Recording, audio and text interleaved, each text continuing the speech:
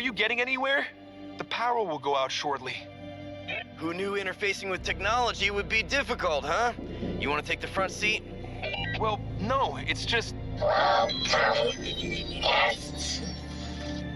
Okay, I'm in. It's some sort of a welcome message with instructions and pictograms. Some of it in Chinese, some in English, some in French. And this part, I don't even know what this is. They were listening to us? But how? The Earth is too far away for even our first radio transmissions to reach this place. That's a question for later. Now, see that? It seems the sphere can open up. They wanted visitors to get inside. What for? There's nothing there. Just an old, destroyed system. They must have a reason. Let me just try this. And this. Do you read us, Vanguard? We're opening the gates. We read you, away team. Excellent job. We see an entire section of the sphere, several hundred miles across, slowly moving. We should be able to steer into the opening. Good job, away team. The rescue ship is on its way. We'll meet you inside. Captain, we are receiving a transmission from within the sphere. Run it again. Perform handshake. This is the middle. Applause. Next step. Time. A long time ago, we began a race. All started at the same time. Thousands. All around. You need them to enter and claim. Go first. Prepare for what comes.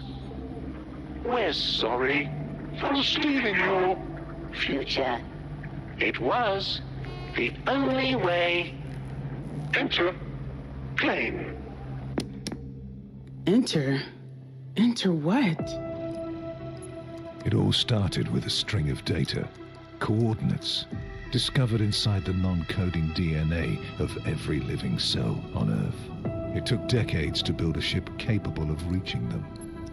When we arrived, we were welcomed by a pitch-black, cloaked Dyson sphere, undetectable until we almost crashed into it. Inside, a skeleton of a solar system, its matter stripped away. Dead rocks, bathed in the radiation of an old red giant. Then, something came from within the star. A signal. A patchwork of Earth's old transmissions, glued together into something new and thrown back at us. The glitchy part at the end. What was that? A fragment our AI couldn't read. Likely, no. Wait. I've seen this encryption before. On the coordinates that led us here. Only, this time it points to hundreds of places, all over the galaxy. What is it, Captain? Our tribe. Whatever this message meant, one thing was sure. We thought reaching this place was the final objective of our mission. Instead, it was only the beginning. Hello everyone, welcome back to Rolling Solo. My name is Adam Smith, and today I'm excited to be kicking off another Rolling Solo showcase here on the channel for ISS Vanguard from Awaken Realms. Now inside of this showcase, we're going to pick things up right after the completion of the first planetary exploration, which is housed inside of the tutorial Eye of the Void. I've already completed this first planet, and at this point I've already left, docked, debriefed, unloaded, checked the med bay. Of course, we don't have many individuals that are sick based on this first tutorial mission, and the memorial wall, which we have nobody that has passed away at this point, so we're okay. We're beginning at the very top of the binder at the bridge, and we'll be moving through until we get to the exploration section about midway through the ship phase, and we'll be diving into another planet which we have not covered here on the channel before. So you get to see some interesting stuff from ISS Vanguard that's beyond just the tutorial mission and that first planet. So without further ado, let's dive into the mission book, starting at the bridge and moving onwards. Just to give you a summary as to where I'm at, once I finished my first planetary exploration, we jump back into the ship phase around the leaving section, and as I mentioned just moments ago, went through all these bottom areas of the ship book, and that wraps us right back around to the bridge where we'll go all the way through down to the point where we're ready to head out for another exploration. So at the bridge here, we are going to install our bridge cards if we have any, generate command and energy pools, we're going to check situations if we have any, reveal any new situations, and then prepare the planetary scanner. If you happen to have any bridge cards inside the awaiting pocket after your planetary exploration, you're going to place them inside of these slots. Again, we don't have to do that right now. We have our main objective already set, our tech level and our morale level. We'll take a look across these and tell you what they are all about. The first one here, we have the objective. The next step is to explore the nearest world marked on the builder's map. This is Pellucid, and that's the major area we need to head to next. And then the tech level over there tells us that we have a tech level of 1. Now, both of these cards at the very bottom are going to tell you exactly how many command tokens and energy tokens you're going to get right now. So we have 2 command tokens and we have 3 energy tokens, and the morale card based on what morale level you're at, in this case it's medium, there's nothing noted there, but some morale levels, if you flip the card over or rotate it, will let you know that it has impacts to the number of command points and the number of energy tokens you're going to get. So keep that in mind. You want to keep your morale up. At this point, you're going to check your situations if you have any in the awaiting pocket. Right now, I only have research-based cards in here, so no situations. If I did have a situation, I'd be looking for the keyword effect and resolving them in any order, especially if I have more than one situation to resolve. But in this case, nothing to worry about there. However, what does happen is we take a look at a section called possible situations, and we're going to go ahead and randomly draw one out. I pulled the very first card from the Possible Situations deck, and it's worth mentioning those should be in order, so it will be S01, and it shouldn't be anything but this card. However, later in gameplay, it might tell you to shuffle the Possible Situations deck, and at that point, it will go out of order.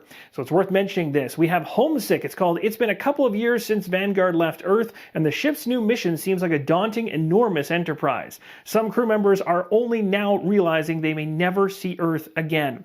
Now there's an effect here, but you're not going to resolve it right now. You'll do it in the next ship management phase if you haven't dealt with it before then. It's also worth mentioning that in the future, if your morale happens to go down to very low, when you're pulling a situation card from the Possible Situations deck, you're going to pull an additional one too if this card says very low morale. The final step of the bridge phase is to prepare the planetary scanner. All you're doing here is returning the landing card that's in the scanner back to the landing cards. However, when you're playing the tutorial mission, which I just completed, there won't be any lander card in the scanner at that point, so you can skip past this step. At this point, we head to the star map, where we're going to be able to fly Vanguard to different places. So we open up the System Maps book, which has all the different systems that we can explore across, and you'll notice a current system bookmark up there in the top left. We placed this much earlier in the tutorial before we went to that very first planetary exploration, which of course wasn't done here in this showcase on camera, but it's already been noted that we're in this system, so this is where we currently reside. Now from here,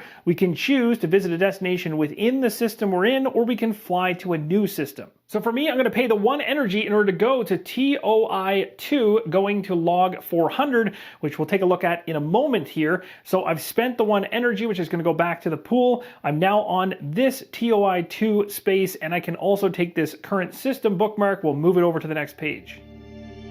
Captain's log, entry D211. Good luck, away team. As we sped toward the closest system marked on the builder's star map, Vanguard launched an FTL probe back toward Earth to relay all the knowledge we'd gathered so far. However, it may take years before it reaches our homeland, and the mission might be long concluded before we receive an answer. We're truly alone now, barreling into the unknown, the farthest human-made object in the galaxy. We only have ourselves to count on. I've ordered the section leaders to prepare their crews for anything. We nearly lost 1 full away team. I do not want to repeat the same mistakes. After all, who knows what awaits us at our new destination?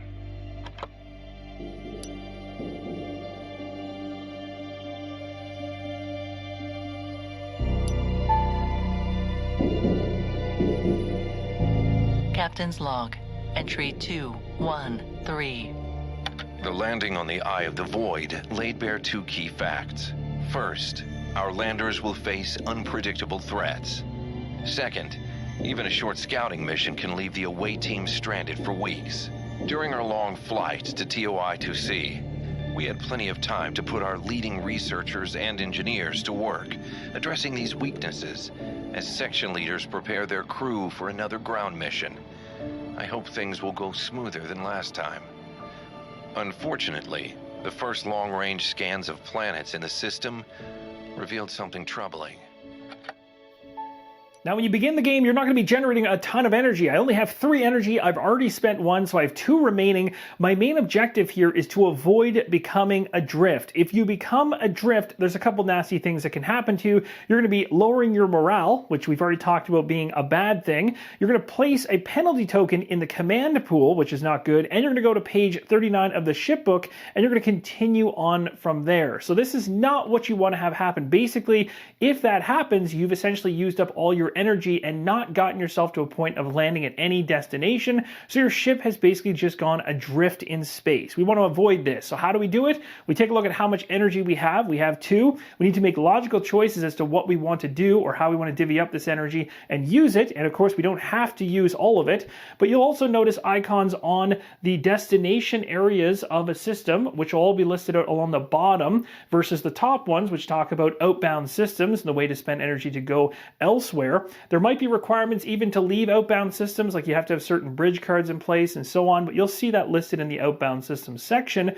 But getting back to this icon here, you're going to want to interact with that one and be able to spend the energy to do it. That's going to have a landing card go into this planetary scanner, which will make sure that you're not going to go adrift. Now, as you can see down at the very bottom here, if we choose to do this bottom entry, it actually costs 0 energy to do this. We can place a landing card in the planetary scanner and go to the next star map step. So this would move us past doing anything else. So before we do this, the good news is it doesn't cost any energy to do it. So I could spend my energy here in order to maybe interact with a different destination prior to going to that final one, as it doesn't cost any energy to do so.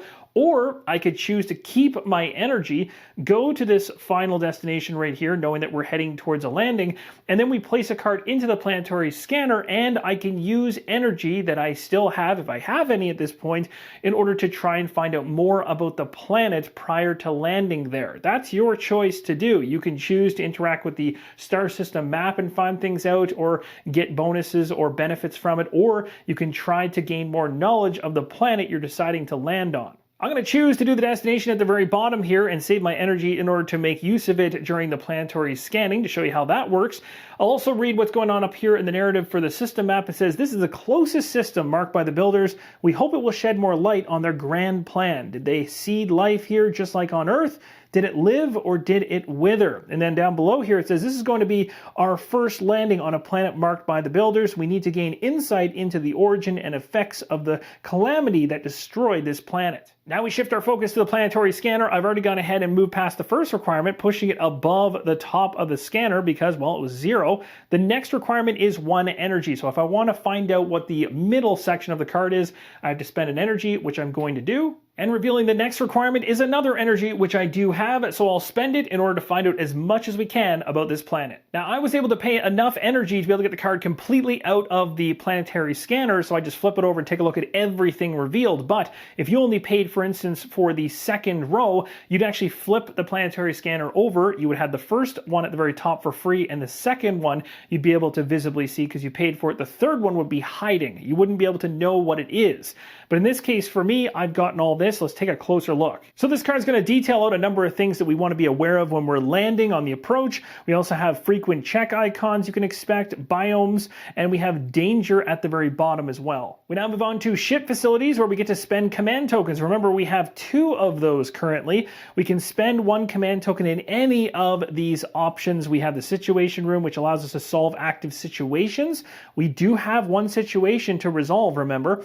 We have the barracks here. We have the research laboratory, the add-on facility, and the production complex. We arrive in the situation room. We know we have the homesick situation going on right now. So if we want to resolve this, it states just spending the command point to go to the situation room will resolve one situation. If you want to solve additional situations, and yes, there will be multiple going down the line you're likely going to have to deal with, then you can actually take cards from your available crew members, of which I have a number here in front of me, and I could choose to use one of them that actually matches the symbols requested on the card. So if I had another situation card, let's say it was a duplicate in terms of what it looked like for its symbols, I would be looking for a conversion symbol that matches the same symbol that's shown here, one of them, because it's an or statement.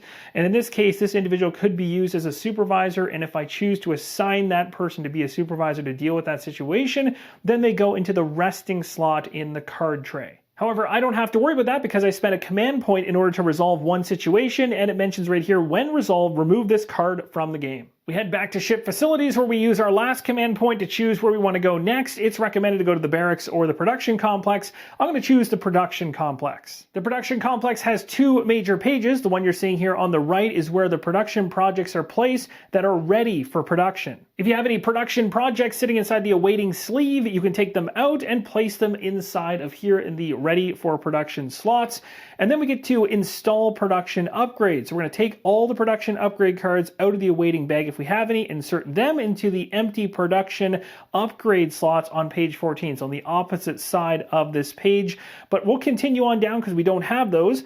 Progress is going to move on the current project. So any current production projects we have are going to move along the queue. So here's where those production upgrades are going to sit. You're also going to see queues here. Stage 1 at 20% complete, then it's going to move to stage 2, 60% complete, and 90, and of course all the way through. So at this point in time, anything that's currently in these production queues are going to move one space to the right. Now we're more interested in starting a new project because we don't have any currently in place. So it says to choose any number of production projects on page 13, place them in their listed starting slots on any available production queue. If the listed starting spot is occupied, you may place the project in an empty slot to the left of the starting slot, and if there are no valid slots for a project, you return it to ready for production. You cannot do it. Now you'll see on each of these production projects, it not only tells you what it's all about, it also tells you what it will grant once you've completed it. So we have section tools here, improved Vanguard systems, heavy mission equipment, and the Pelican lander. I've decided to start production on the improved Vanguard systems. It says our long trek to the Eye of the Void and our first mission gave us many ideas on how to improve our new home.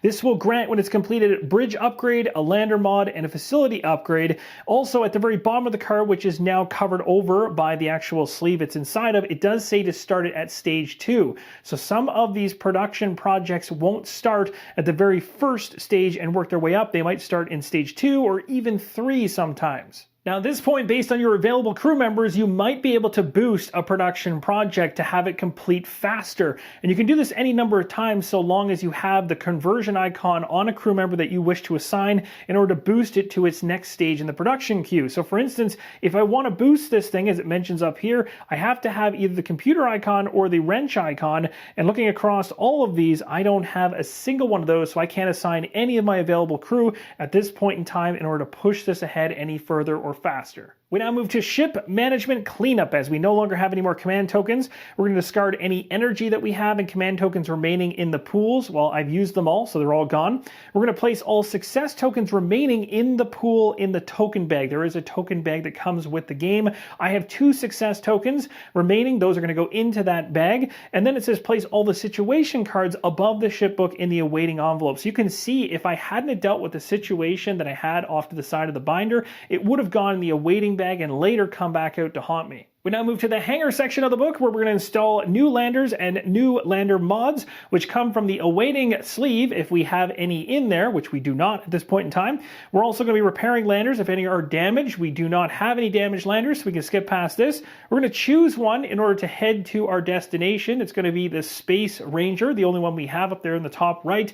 You can get additional landers inside the game, and just out of camera there is spots for lander 2, 3, and 4. There's also a whole area on the opposite side side of the sleeved page on the right for any mods. And of course, they're all going to be housed there. And that's another thing you can do, is to customize your lander by choosing a mod from page 21, and you can place them in an empty slot of the lander board itself, a max of 1 mod per slot. There are 2 mod types, structural and utility, and you may only place mods in the lander board slots of the same type, of course. Now, just touching on the repair option for landers, when you have a lander that is in need of repair, the card itself in the binder here will be flipped over to its opposite side, stating the repair cost on the back. In this case, Space Ranger's A-OK. Now, you'll remember the planetary scanning that we did in order to find out some information around landing and some other things that we're going to go up against as we head to our destination. So you're going to want to take a look at that card and anything you've revealed in terms of information to make a good decision on which lander you should bring into the fray. Now, in this case, because we're near the beginning of the game, I only have the Space Ranger, but later on you're going to have multiple options to choose from. The Space Ranger is the lander that we're bringing down to the planet. We don't have any structural mods to place on or any utility mods at this point, but we do get the board out and place it nearby. We now move into the mission launch procedure, which has us recording our current planet board that we left prior, which is the Eye of the Void, cleaning up the planet board itself. Then we're going to prepare our away team, which is heading out to the destination. We're going to load up the lander, and then we're going to strap in and head out. At the very top of the mission launch procedure, it'll let you know exactly which step to head to, depending on where your Planetopedia is currently set up. Now, for me, I have it open, and I have a number of POI locations out, because this is exactly where I was in the prior system. I need to record this state at this point, so I use this pad right here for sector, POI number, and POI name as well. Also, if you see a flag at the very top right of any of these POI locations, you're going to also mark that on the pad as well to let you know that you finished that particular location within this area. And that information then gets placed into the recorded planets area of the card tray. The next step's a really easy one. You're just going to be cleaning up the planet board. You're going to be taking away all the points of interest cards. You're going to be removing all the unique discovery cards, and you're going to be removing all the threat cards and their matching standees back to the box. And the cards that are removed go back to their trays in their designated areas as well. We're now going to prepare the away team from the available crew members that we have. Again, we want to take a look at what we discovered earlier to get a good idea as to what frequent checks are being made, and maybe trying to find individuals that are really good at those checks. This one right here, this individual is perfect, as she's able to accomplish one of the checks in strength off a red die. She's also got the ability to convert to the pickaxe icon as well. She's got a Vanguard die in there as well that's unique to get multiple Vanguard symbols, which are wild. So she is a perfect individual to bring on this mission. I'm also going to be bringing in an engineer, Andrew, from the first planetary exploration that I did. He only has a little bit of an advantage with the pickaxe. He doesn't have anything for the strength icon, but I still think this pairing is going to work out really nice. Once you know which crew members are coming as part of your away team, the rest of the available crew members you have in your hand will go behind the divider called Resting Crew. Next thing you're going to do is build out your section deck. The great news is because these individuals leveled up from level 1 to level 2, it means I've unlocked cards that I can now add into my section deck of up to 10 cards for that individual. So I can choose to swap out any card so long as it meets my level or is below it. So I have 4 additional cards that I could choose from to bring in. I just have to remove 4 if I wish to bring all of them in. These are the 4 from the deck I'll be removing in order to replace them with Safety Protocol and Focus, which I think are going to be very useful. Andrew, our engineer's section deck is all ready to go. Let's set up Rika's. For Rika's deck, I'm going to remove 3 rank 1 cards to bring in a Focus and 2 Safety Protocols. We're now going to go ahead and load up our lander, which is actually not going to be loaded up with too much stuff in terms of equipment cards because we haven't made any equipment cards available yet. And inside the card tray, there's a divider for available equipment cards and unavailable. All of them sit behind the unavailable until they're made available by doing things like producing. One of the things we actually chose to do during the ship phase, but we focused on something that didn't have to do with equipment. If we had focused on something to do with equipment, we might have actually had equipment cards going into this next planetary exploration, but that's okay. At this particular point, we go ahead, if we have available equipment that is labeled as small equipment, and each section character would take one.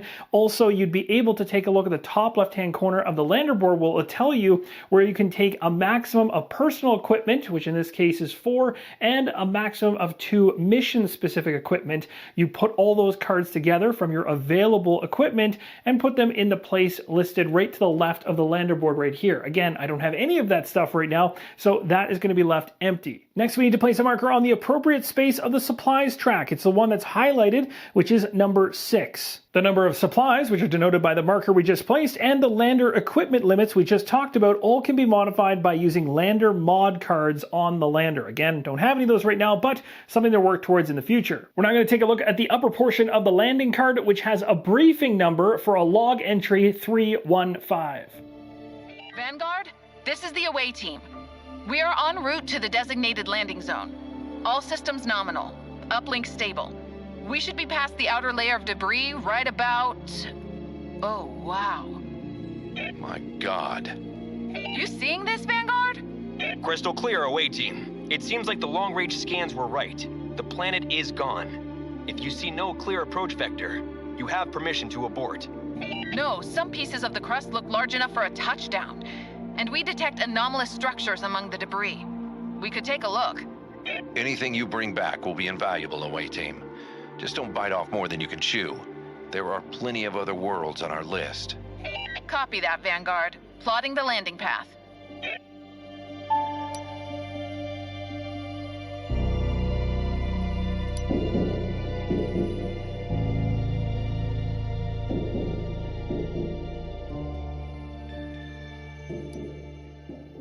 Now our goal here is to get this tracker from where it sits on this S location here all the way to the end where it says landing successful. But we have orbital debris we have to deal with. We're going to be rolling the danger die to see what happens as we traverse through them. So based on whatever we roll off of this die, we're going to place our die result inside the app and see what happens. So here we go. The first one is this one, clear landing path. So we're going to go ahead and click on that.